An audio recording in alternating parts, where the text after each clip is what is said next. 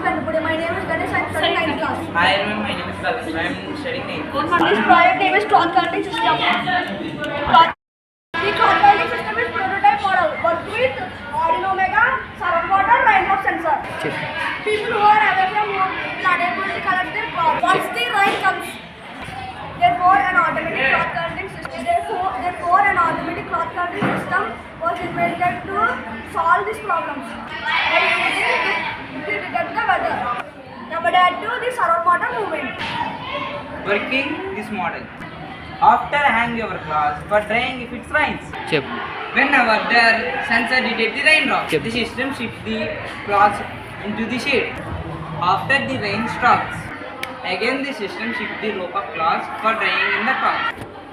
So the cloths will be dried automatically without humans. Thank you. Thank you all.